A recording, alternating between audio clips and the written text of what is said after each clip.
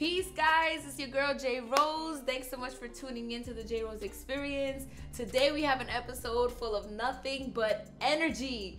We invited Sheen Anthony and Breia to talk about how their poetry is the voice of their community.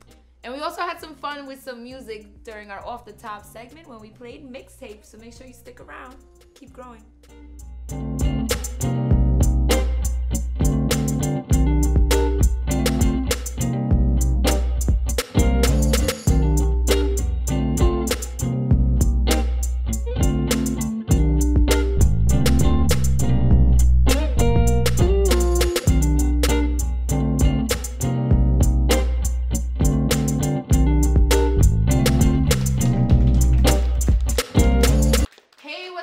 Welcome to the JRose Experience Season 3. We're out here in Philly doing the damn thing. You already know I'm your host, JRose. Welcome, welcome, welcome.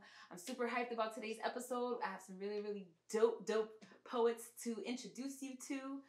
So today's first guest is a published author and a big advocate for mentors. You already know I like that. So please welcome our guest, Breia. Hello. Hi. I'm so excited to meet you. Oh. Your energy is like, you walked in here and like the whole room just lit Thank up. you. She was like, hi, what's your name? How you doing? I'm Breia. Who are you? I like to know people. Yes, I love it. I love your energy. Thank you so much for being here. I want to talk about your book. Okay. Letters Unsent. Yes. I love the title, first of all. What influenced the title? So honestly, that's what I feel like every piece in that book is. It's a letter that I never got to send. It's something that I never got to say that I really should have at the time. All the pieces in there, I didn't write any of those pieces for the purpose of a book. Okay. They were pieces that I just wrote through over the years, responding to emotional traumas and loves that I've went through. And I was like, I want people to read it. I want people to hear my story and understand. And there you have Letters Unsent. So you took your letters that were unsent and you sent them in a book. And I sent them in a book. I sent them in a book. For you, so obviously you mentioned these are letters that you wrote dealing through trauma in your life. So what's one of the most heartful poems in the book? It's actually the very last piece. It's a piece entitled Miss Bennett, which is a 5th grade teacher of mine. Oh, wow.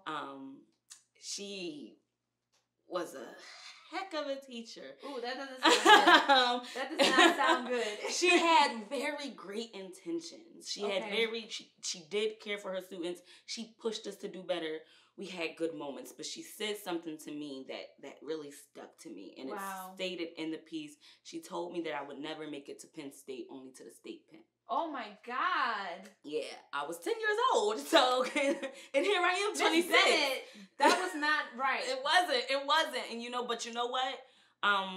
A big part of my journey that I like to talk about is undoing. Yeah. And so I undid the negative connotations that I had with that. That held on with me. As you can see, I'm 16 years later, I'm still talking about it. Yeah. And for a very long time, it only allowed me to see the negative in myself. Yeah. I only saw like, you know what, maybe she's right. Maybe I'm not meant to be a scholar. Maybe I'm not meant to be educated. Oh my gosh. And maybe I'm meant to go down a path that everyone thinks I'm going to go down at the age of 10 because there's no hope for me at the age of 10. Yeah. So, what did you do to undo that and prove Miss Bennett wrong? It took some time. Honestly, I didn't do anything. The universe did it for me.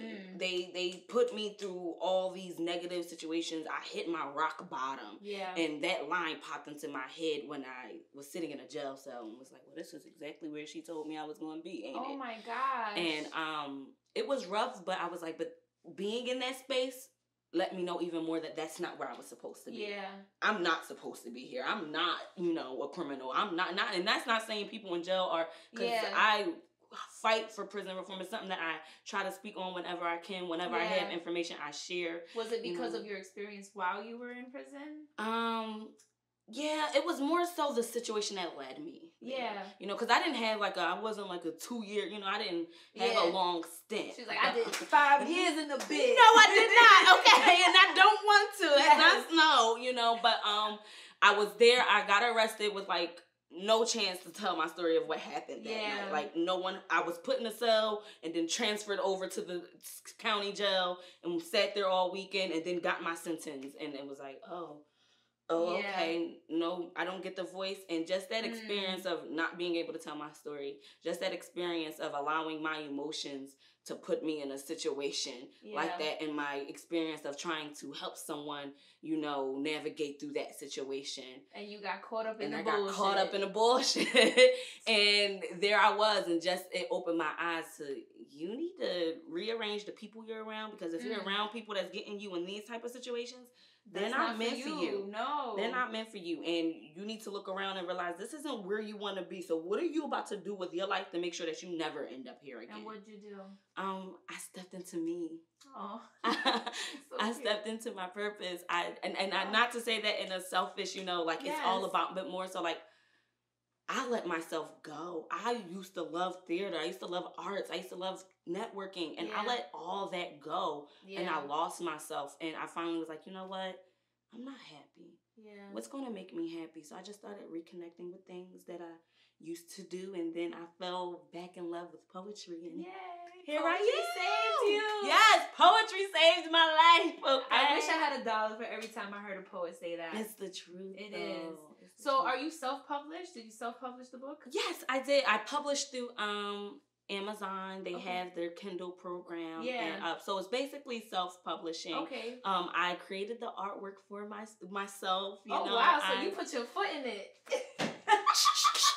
Okay, I didn't know anything. I didn't have the money to pay anyone else to do it. Yeah. I didn't have the resources at the time. I was literally Googling, hey, what did you do? What do you know? Like just trying to and just put it together. And that's why it's my baby. And that's why I bought you a surprise copy. Yay!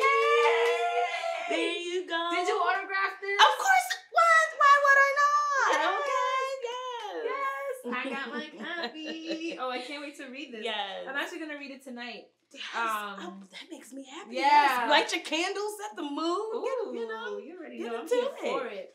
So have you taken any of the poetry in the book to the stage? Yes, I have. Actually, one of the pieces I'm going to do for you all today, Enough is Enough, is from the book. It's, how I feel like every artist or every rapper has that one song. Yeah, I feel like that's that one piece. When I do it, it's like boom, boom, boom. So it's a 2-piece and a biscuit. Yeah, there you go. I love it. I have a weird question for you. I asked all my guests. Weird questions. You seem like you like weird questions. I knew she'd be with it. When you're out there performing on stage, because I'm a big shoe lover, I love shoes. What's your favorite pair of shoes to perform in? If I can, no shoes. I like my feet on a floor. Like right now, Are you a Earth sign? I am. I'm a Virgo. I'm a Virgo. I knew it. If I could right now, I would have my shoes off. Okay. I love to just feel my feet on the floor on the ground. So whenever. But it depends on the space. I like to, if I feel comfortable, if it's somewhere, I'm like, oh, this, which is most of where I perform. The shoes are off. If not, I'm in my sneaks. Because I move. Yeah, you seem animated as fuck. I talk with my hands. People be like, put your hands down. I can't. Like, they have a lot to say. They have a lot to say. So, I know you mentioned when we were talking outside of the interview, you mentioned like having mentors in your journey. Yes. Obviously Miss Bennett was not one of them. But let's talk about, tell me about one of your most influential mentors. Someone that I would say my most influential mentors was, so he's someone I met when I was younger, and he's actually like a non-poetry related mentor. Yeah, I have one for each. His name is Mr. Mensa. His name is Eddie Mensa. I call him Mr. Mensa because he's my Mr. Mensa. And he just always was there for me. Yeah. He had a program called Stepping Stone that I attended when I was younger. It was actually this program that I was trying to get into that Miss Bennett told me I would never make it to the... Look at that. Look at that, right? Look at that, and his words, we don't communicate much now that I'm older and life has happened, but his words and his aura sticks with me. Like, yes. he used to greet us every morning like, good morning, beautiful people. And like, it just stuck with me. And like, even miles away, I think he lives in Africa now. Oh my gosh. I still keep in touch with him. Like, you're still my mentor, and I still love you. Like, you'll always hold that weight in my heart. And that's what I think people should realize about mentorship too, is that mentorship can come in stages. It comes in stages. It doesn't have to necessarily be a person in your field, depending on what you're looking for. Yeah. But also, you should have someone in your field as well. Yeah, of course. Of course. It's always great.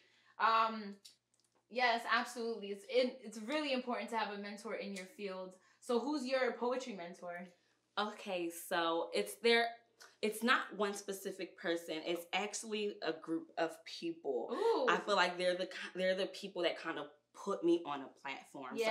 So shout out to Art Love, shout out to Expressive Illustration, shout out to Newports and News. They're all collectives within the city that host all types of events curated for artists. And the reason why I consider them mentors is because Art Love was like the first platform I performed at back in February that I really felt comfortable. Yes. I really felt free, and I really felt surrounded by people who accepted me. And from there, they just were pushing me. Then from there, I met folks over at Newports and News. Shout out to Nyla Newports and TJ and Neighborhood Prophet. They all had, they invited me out to feature on a show for them. Yes. And since then, it's been soaring. Right.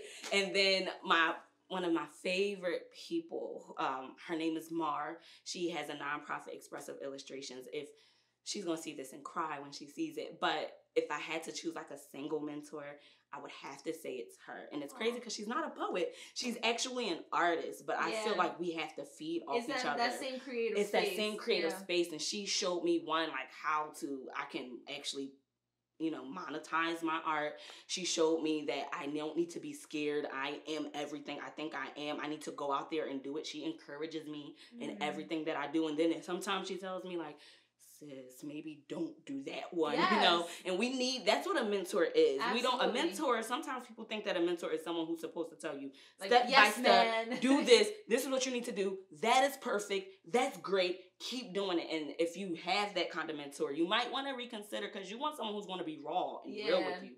You want someone who's going to just guide you but not give to you, because if they're giving to you, what are you doing, to become the mentor to someone else one day? Because that's what I think mentorship is about. You're supposed to have a mentor that's training you to be able to mentor someone else. And I feel like she played a major part in that.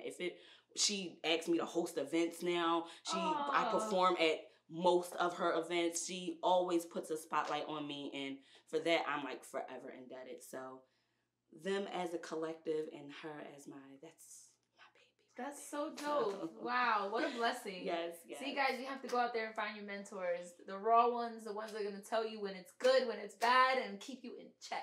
And can I know you said find your mentors, also allow them to come to you.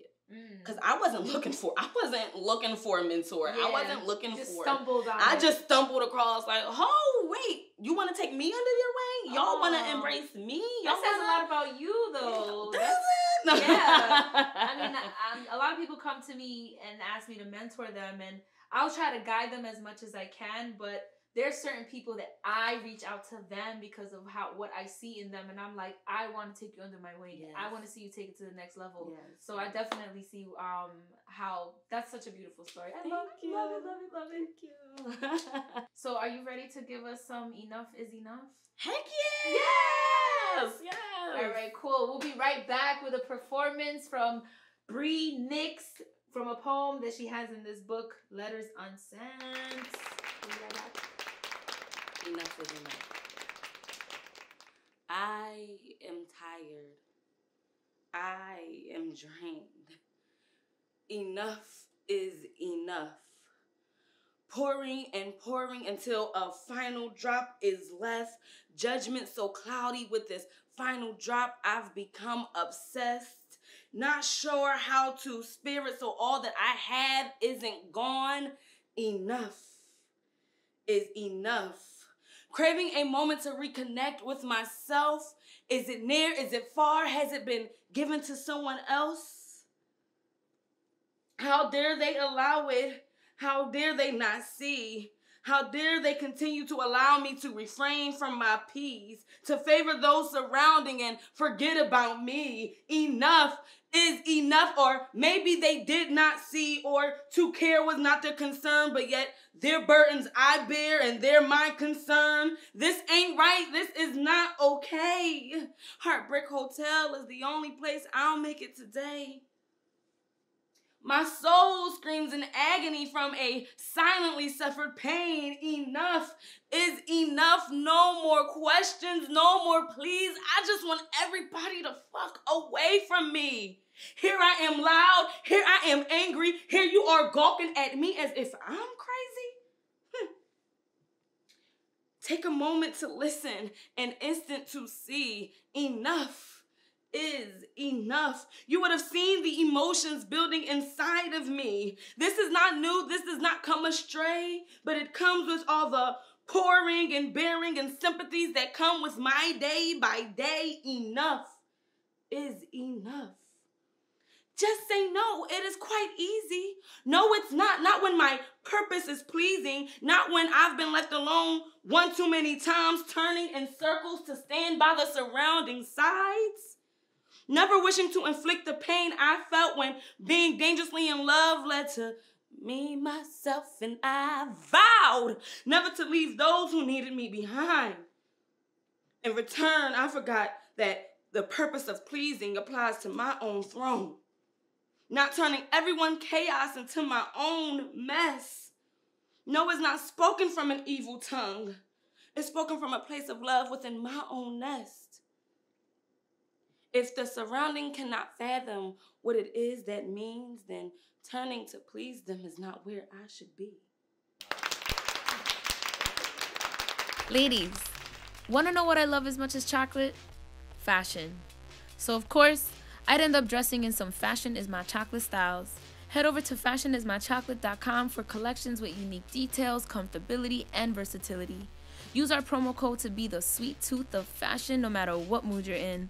Make sure you enter JRose at checkout for 10% off your purchase. Keep growing. Welcome back to the JRose Experience. Thanks for sticking around. We're back with our next guest. I'm super, super hyped. This is another amazing poet with amazing energy. And you already know I live for the energy. Please welcome Philly-based poet and pastry chef, Sheen Anthony. Hey, thank you. Hey, Millie Rock. See, I need to do those things. I can't Millie Rock, so I'm not even going to try. Hey, come on with the New York. You gotta bring the New York out. Listen, I don't know. I gotta watch like twerking tutorials and shit. Like, hey, it is what it terrible.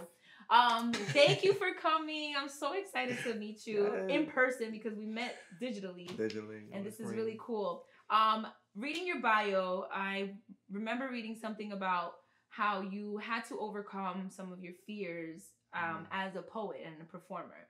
So what was one of your biggest fears as a performer and a poet? Ooh, one of my biggest fears, it definitely was just the aspect of like stepping out of my comfort zone and just being myself unapologetically at all times. And most times I feel like I'm always holding a stigma from the conditioning that we deal with through school, and just holding that over my head and just not realizing like who I truly am. And that aspect is like, it just came out in just different creative aspects where I was able to just find myself and find out who I truly was. So what were some of the things that you did to like find yourself? Ooh, well, it definitely, the pastry is just like one thing that is just like, just came out, you know, just one of the things that I always used to bake. Was that like out of nowhere? Nah, I mean, I used to bake since I was 7. Really? Yeah, so like, it's something like, you know, you just cooking, you know, you with mom. What was the first thing you baked? Oh, sweet potato pie. Oh. Of course, all the time. Like, just sitting, I just remember I got like a little mixer, just making it, you know, just moving my arms around because my arms was burning and stuff, having my little workout. And it just gave me a lot of passion just towards baking. Did you end up following like an educational career in like in pastry chefing? I did. Yeah? Yeah, right after that I was just going through the schooling system. I went right into restaurant school. What? Yeah, right after a culinary competition and just finding like some money to be able to have a scholarship towards school, and just went right into it. Really? What is one of the most difficult like dishes or pastries that you ever had to make? Ooh, most difficult. Ooh, I don't know. I think maybe like the decadent like wedding cake types. Like, oh wow. yeah, when it comes to like fondant and everything that goes on layered on top, it's just it gets a little technical. Really? Yeah. There's like a science to it. Yes, it's a science to it. It's always a science to baking. Baking is like the best science, I feel like, when you can just put things together and just have them come out and to flourishing. Yeah, Did you ever have a cake get like fucked up? Like all the time. All the time. Every time. And I'll be so irritated, like my emotions just come out and I'm just like, I just want to just throw this shit. I'm like, but you know, you trying to put it together. I try to glue it. What? I had to break. Glue tape? Glue Frosting. You just gotta get all up in the cracks and the crevices and really try to put them together. But yeah, no, best believe it happens. Like I would be making a cake and it would crack like dead in the middle. And I'm just like, I'm getting stressed. I'm like, and then I gotta control my emotions. I'm like, okay, don't take it out on the cake. It's not the cake. It's not you. Just put it together. Just try to get it together, and just you gotta smear it out. Just air it out. How does like situations like that prepare you for like the performance stage? Ooh, just the idea of like when you start to realize that you can literally work out a situation and just be able to fix it in your head mentally, like before you get to that action. Because I think about like you could always think about certain things before you act, and just like I literally have to think, like envision exactly what I want it to be like before I actually get it to be. So just like know in my heart exactly like what my intentions are, and just know that it's going to settle out for itself. Like I'm going to get it, no matter how many cracks and stuff like that. Regardless, it's going to taste good. It's going to look good. You're going to glue it. Glue it up. You ever like slip up on stage with your poetry and like have to glue the poem together? Oh, I have yet, because my perfectionist is is there. He's like on it. I'm trying to make sure that I'm like on it, but I feel like if I'm still getting to know my piece, then that would definitely happen. So you wait till you actually know it like inside out before you hit the stage with the piece? Yeah, I feel like that makes it all the better. Like I feel like I'll be more confident within myself, and then it gives me another aspect to learn my piece like way better than what I originally intended to be, because I can write it out and like still get it down for myself, but it's not like connecting until I actually memorize. Like Mm-hmm. What is some of the things you do to memorize your? Just keep going. Saying it over and over. I had to like, it's almost like if you think about songs that you know about, like, you know, there's a favorite song and it's like this song, you know, lyric for lyric, bar for bar. And it's like, okay, well, why is it that? Because you heard it so many times on the radio, you heard it, you played it throughout, you have different experiences with that song. So same thing with a piece. I would have to literally get to know my piece better just to keep going over and over. And then you'll get to find the technical issues where it's like, okay, why I'm not getting this exact line, or why isn't that? I'm like, maybe I have to reword something to really get it down. And it'll definitely, if you got the intention, it'll come out. So I have two weird questions, but I'm gonna ask this one first. Can you make tiramisu? Tiramisu, I have made tiramisu before. Next time I come to Philly, you better make me some tiramisu. Ooh, all right? All right. That's just like a fun. I gotta get the lady fingers. Yeah, I gotta get the whole, see? Yeah, that's all right. Sorry, that was totally that was a personal question. Super personal question. It could be done. And I have another weird question. I kind of asked all my guests this question because I'm a big shoe lover. So when you hit the stage, what is your favorite pair of shoes to wear? Favorite pair of shoes. I'm not really like a materialistic person, so usually like it's whatever I feel in the moment. Yeah, it's whatever I got. Like I'll just put on whatever it is that I have. Sneakers, boots, whatever. Whatever it is. Like honestly, I feel like I'm not the type of person to try to match an outfit together, but I know that like if I got it, I can put it on. So how would you describe your style of poetry? Style of poetry. I guess it would be like conscious thoughts. Things that are like affirmative towards what's going on out here, like in the open, that's kind of like blatant, that the technical eye doesn't see. So I like to really like put out those things that people don't like to talk about. Usually they can be like uncomfortable truths, but you know, we all have to work through our things, and I'd rather tell somebody straightforward in their face than like something on behind their back. You know, I need to put it up front. How do you feel that people receive those type of topics? Because if you're semi like controversial, do you feel like people receive your poetry well? They do. Actually, I have nothing but good energy actually after I like share a piece. Because you speak truth. The truth, straight up. Like, but I actually like, I'm still trying to like take it in and like absorb the energy. Because at times where even though they can seem like controversial topics, or maybe it could be like a trigger warning that I might have to give beforehand, I still feel the like receptive energy from people and like letting them know like exactly how they felt and the truth within what I spoke. And like sometimes we keep everything within our head, so it's kind of hard for me to feel like that everybody feels the same truth and feels that it is something that's currently happening that we have to work through. Do you ever have to like trigger warning yourself before you perform a piece? Oh man, all the time. It's like because like the pieces they go for an amount of time that usually takes myself on a journey. Oh yeah, and you like relive it. I'm reliving it. Yes, I'm reliving. I'm taking myself back to the place where I received the information. I'm taking myself back to the place where I'm still trying to get through it, and then also receive the energy that people are giving me in the moment. Yeah, it's kind of. It is a little bit triggering. Yeah, I'm sure. But I love your poetry. So, you know, it's those uncomfortable truths are so important in the poetry world. I think that's like what we're best at is talking about those uncomfortable truths. Yes, and we're writing ourselves out of things constantly. Like that is the constant thing all the time. It's write like, yourself out of it. Write ourselves out. I feel like that's what poetry is for. Like that's the main aspect that is so genuine when we like build our pieces and just be able to get ourselves out of a situation, and then in return we find out that somebody else is going through that same situation.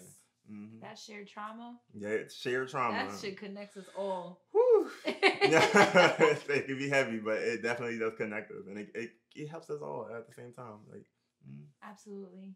Yeah, I love it. Cool. So you got a piece for us today? Oh, of course. You gonna share it? Yeah, it's on the back burner. He's baking it right now. It's about to come out the oven. Bring some of that heat. I cook it up. All right, bet. Say less. We'll be right back with a performance from Sheen Anthony. Hi. Nice to meet you. I'm black. Is that how I start conversations? Because you seem to not see anything else besides it. My color shouldn't define who I am, who I intend to see, what I do, who I am destined to be, where I go, because, to be honest, my higher self is the only one that can judge me. But why is it that I can't shake the stereotypes you put onto me? And why is it that my people can't feel safe on these streets? And why is it that we still live with white supremacy? Or why is it that you don't take it seriously when my black brothers and sisters say I cannot breathe? But hey, nice to meet you. I'm black. And so are my kings and queens. They are strong and do everything within their means. They know exactly who they are and who are the best supreme beings you ever seen. And meanwhile, you try to cut them down as a tree. You chop them from branch to branch and you see the color changing from the leaves, not realizing that we will continue to plant the seeds as we grow a legacy with deep roots deep in the ground underneath. We will blossom a team that's backed by ancestry. Where we go one, we go all. That's a community. Black Lives Matter with the greatest integrity, or maybe the BPP. That's a revolutionary Black Panther power. Packing a powerhouse punch, prominent to pushing prejudice privilege out of this political promulgation. Good day, sir. How do you do, master? Yes, I'm gonna be a good nigga. Every time I speak out loud, is this the voice you hear? My people yell out with voices that are piercing to the ear. A strange, strangled, suppressed scream can shatter glass in the shards of reformity. Unity with magnified glasses of 20/20 vision progressively. And I'm sorry that I'm unapologetically angry because frankly, I'm tired, he's tired, she's tired. We won't shut up just because a officer was fired. And you wonder why I'm jaded, because over and over again, I'm frustrated, agitated, repeatedly irritated, manipulated, constantly discriminated, unappreciated, underpaid, overworked, outraged, overlooked. Please, master, don't shoot me. Please, officer, don't whip me here. Because it's impossible to be unarmed when my blackness is the weapon you fear. I don't understand. What are your views? I refuse what you see. Because you see black as inferior, and white as superior, judging me by only the color of my exterior. You see segregation like the separation of each animal in a zoo. You are still practicing the act of lynch law. And what is that, you may ask, Karen? It's like snapping a zebra's neck in the clutch of a lion's jaw. Or do I resemble a monkey or a savage ape? Now, since when does my eyes, nose, lips, body change the entire human shape? It definitely isn't my body weight. Is your head on straight? Because all you see is a slave state.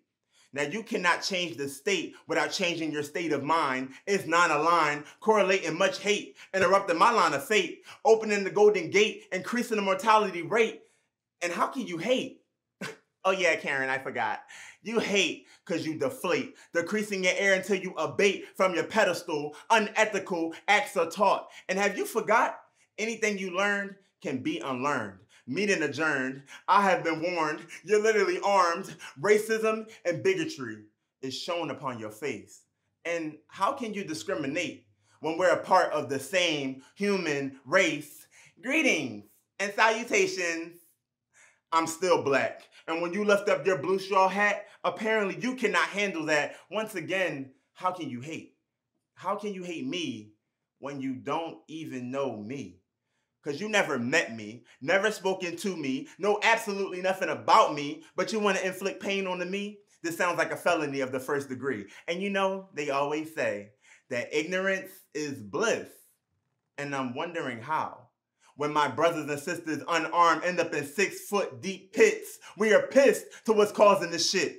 As I drift to bed with insomnia, uneasy cries, multiple white lies, I realize the American dream is we have to be asleep to see it.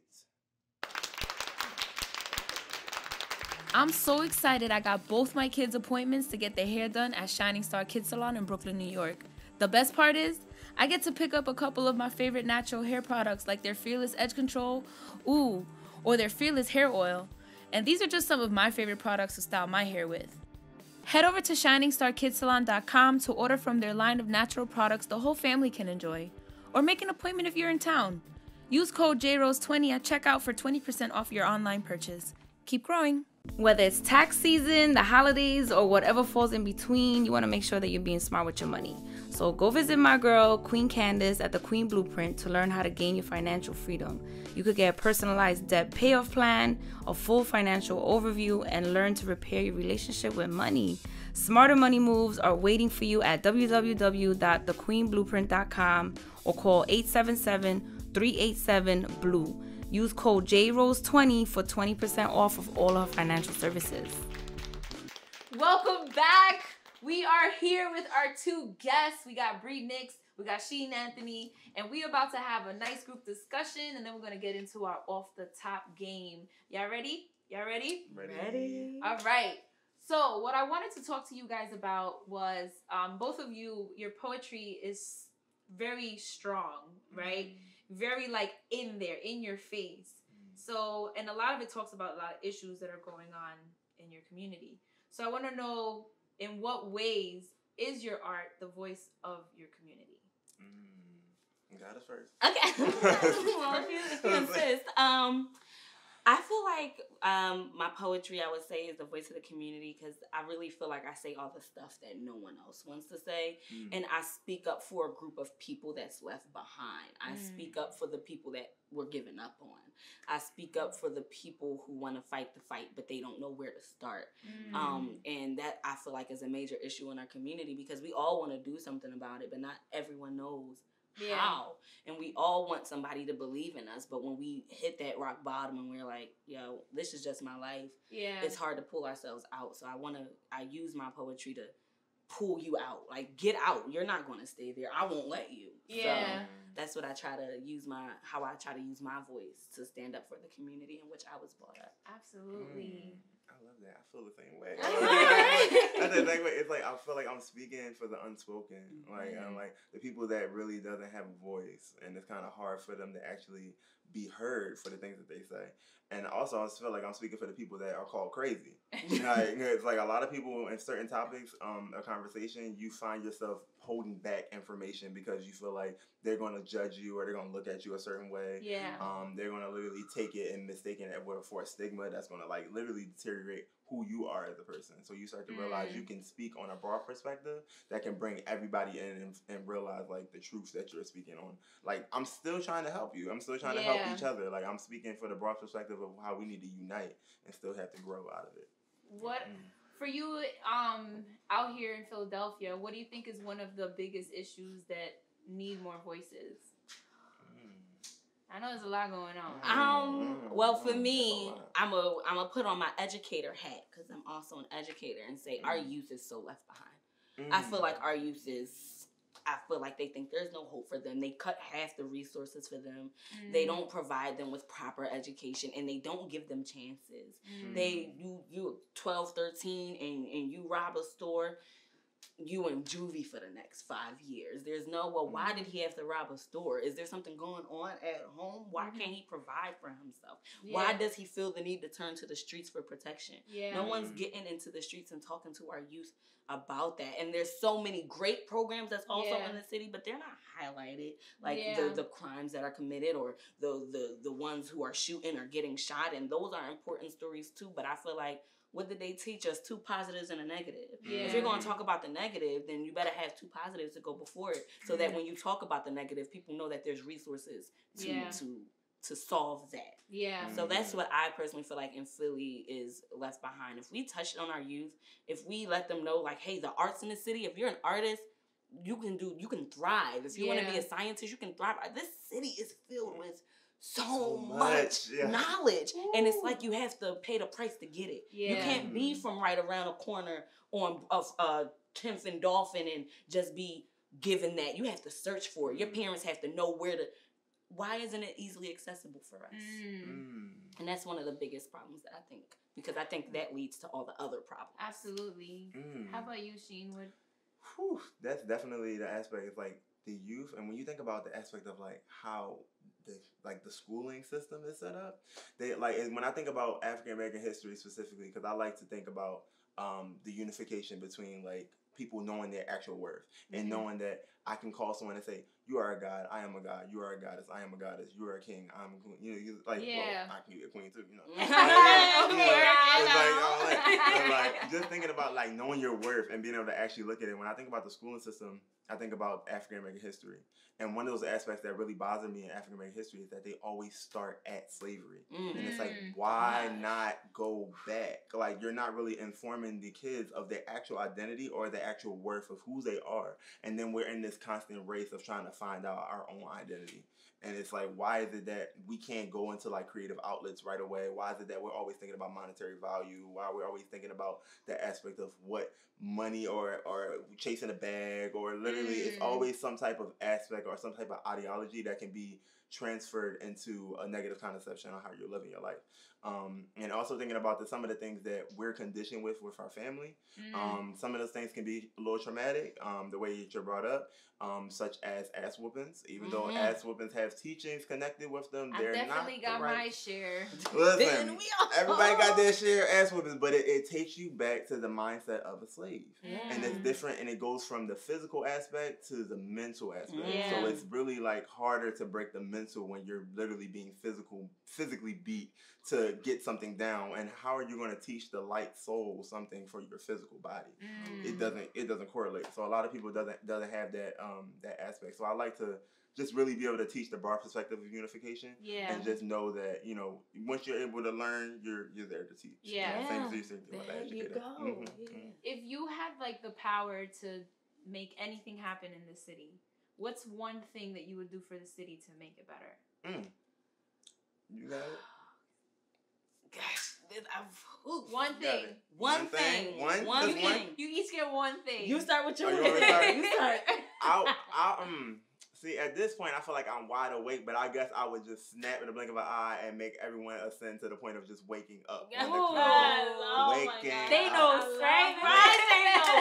Yes. I would just snap. I would just be, and that would be the end of that. Wake up. Yeah, okay. to wake up. It wouldn't be no depopulation because that's hidden agenda. It would be a snap of waking that ass up and just realizing what you're currently living in, and so how you can move forward. How about you, Bree? If it was one thing I would do, I'm trying to figure out a way of saying it with making sure it's still just one thing. She's trying to put you're trying to put like four things into one thing, right? Honestly, I would provide the resource center for when they woke up. Like you know how I'm a piggyback. You know how I would literally gentrify for us, if you know what I'm saying. Yes. All these buildings that's putting up, I would just make them all one big resource center. Like, oh, they think you're a criminal. You're not a criminal. Come here. Bring me the guns. Yep. We're going to teach you how to shoot them. You're going to use them for protection, but you're going to use them for the right thing. And we can just have a resource center for everyone to learn what it is they want to do. You want to be in the streets? That means you're a businessman. What can we do with that? and go from there. Yes. So. Yes. Oh my God. Wow. You guys would have this city lit. Okay. Like, super woke. Okay. I love it. I love it. All right. Y'all ready to play a game? Oh, sure. Game time. Hey. All right. It's time for Off the Top, our segment of a random game that we get to pick. And sometimes we get to be creative. Sometimes we get to be silly. Who knows? So let's see. It's going to be Queen's choice, right? Because, we're going to have Bree. God is Queen. I'm gonna gonna feel myself by the time I'm leaving here. All right. Know thyself. So we're going to pick a card, any card. Use my hand of fate. I did it. What's it say? Mixtape! I love this game. All right, so we'll be right back. We're going to play Mixtape. From the brand that redefines the chivalrous style of today's gents comes their exclusive Key to the City collection. I'm super hyped about this collection because no matter where we go with the JRose Experience, no matter what city we're in, I'm going to be able to rep for New York. And people are going to know where I'm from. Hit up Gent and Scholar to rep for your city, including keys to Atlanta, Chicago, DC, Houston, Los Angeles, Miami, New Orleans, Philly, St. Louis, and of course, New York. So head over to gentandscholarcode.com and use the discount code JRose10 for 10% off your purchase of $50 or more. Keep growing.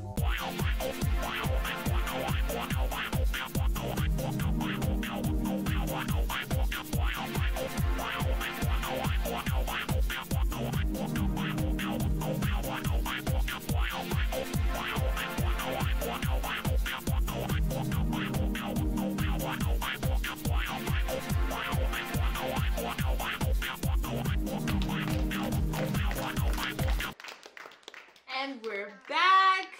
Are you guys ready? Yes. Ready as I'm ever gonna be. All right. So, you and your boo broke up, right? But now you guys are gonna make up. What is your best relationship makeup song? Ooh. You know, I have to say the song that popped to my head first. Yeah, what song popped in your head? Make Love by Carrie Hilson. Okay. We're gonna make up, you know? We're gonna do it the right way. I love that song, by the way. It's a really good I don't know. You're gonna make up. You gotta make up the right way. I guess we're gonna play some Destiny Child's Bootylicious. He said, I think you're ready for this jelly. Are you ready? Okay. All right. Think about the person that you had the biggest crush on as a youth, right? And now in your adult life, you finally get to kiss them on a bridge. What song plays? First of all, crush as a youth. Ooh. Oh, not crush as a youth. I get to kiss him on the bridge. You got it? I think I got something. No, go ahead. What you got? I think I got some LaToya. Torn in between the two.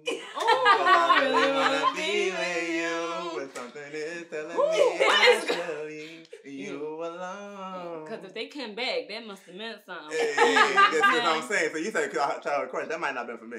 Childhood crush? I think I would have to do, I know the song I'm trying to think of. It's on the tip of my tongue. It's by Young Gun. Better love. Don't stop giving me a love. I think. Because I was getting.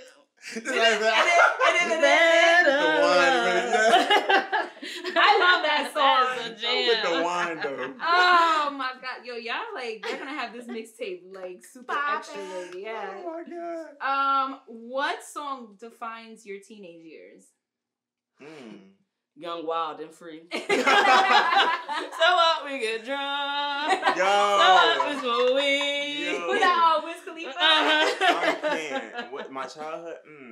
Hold up, wait a minute. Y'all thought I was finished? When I was at your body, you thought I was finished?